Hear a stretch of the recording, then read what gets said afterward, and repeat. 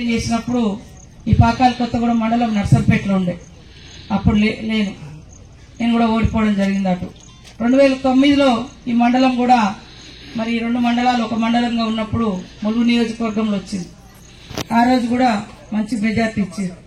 2014లో Telangana movement లో కూడా ఈ 2 మండలాల నుంచి 800 మెజార్టీ ఇచ్చింది.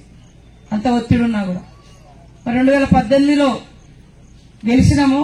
కానీ అత్యధికంగా 8,000కు పైగా 2 మండలాలు కలిపి గంగారంలోనే 4,000 మెజార్టీ ఇచ్చారు. అప్పుడు ఇక్కడ 3,200 3,500 దాకా కొత్తగూడెంలో ఇచ్చారు. అంటే అప్పుడు కూడా అన్ని మండలాల కంటే హైయెస్ట్ ఇచ్చారు.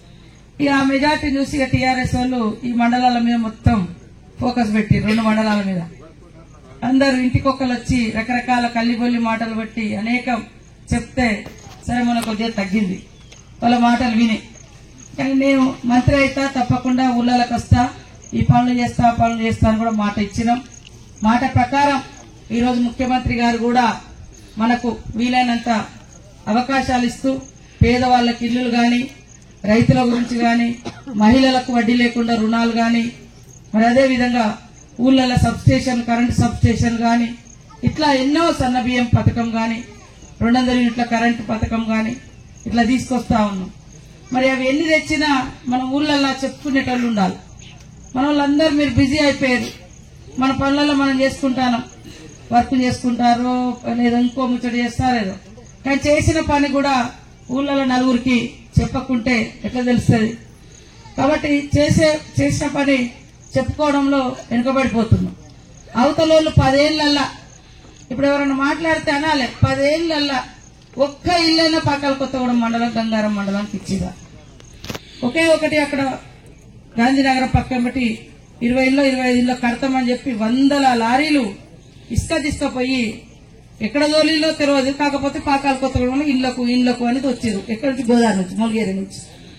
అటు పోయి అటు నుంచి ఇటు వచ్చే లారీ అడిగినప్పుడల్లా ఇది అక్కడ కొత్తగూడెంలో ఇల్లులు కడుతున్నారు, వాళ్ళకి పోతున్నాయి. కొత్తగూడెం ఇల్లులు చూస్తే లాస్ట్ కాడ ఇల్లులే లేవు. మొండి కూడా లేచి ఇంకా కంప్లీట్ కూడా కానట్టు. నేను మొన్నటి నుంచి గత ఎమ్మెల్యే అయినప్పటి నుంచి ఎంబడి పడుతున్నాం అవైనా కంప్లీట్ చేద్దామని. వాటి బిల్లులు కూడా కొంతమంది ఎత్తుకున్నటువంటి పరిస్థితి.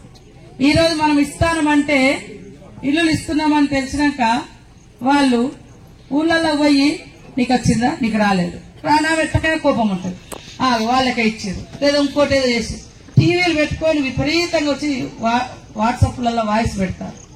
కానీ మీకు కొంచెమన్నా జ్ఞానం ఉండాలి టీఆర్ఎస్ నాయకులకు మమ్మల్ని అడగడానికి. నువ్వు 10 ఏళ్ళు ఉన్నావు, 10 ఏళ్లలో ప్రతి సంవత్సరం 1,000 ఇల్లులు ఇచ్చినా 10,000 ఇల్లులు వచ్చేది. ప్రతి సంవత్సరం 1,000 ఇల్లులు ఇచ్చినా కొత్తగూడెం మండలానికి 1,000 ఇల్లులు వచ్చేది, గంగారం మండలానికి 1,000 ఇల్లులు వచ్చేది 10 ఏళ్లలో. ఇప్పుడు మనం కూడా ఇయ్యాల్సినవి కూడా దాదాపుగా 1,000-2,000 ఇల్లు అందరికి పాపం పేదోళ్ళందరికీ సరిపోతాయి. అన్ని ఆశ పెట్టి మోసం చేసి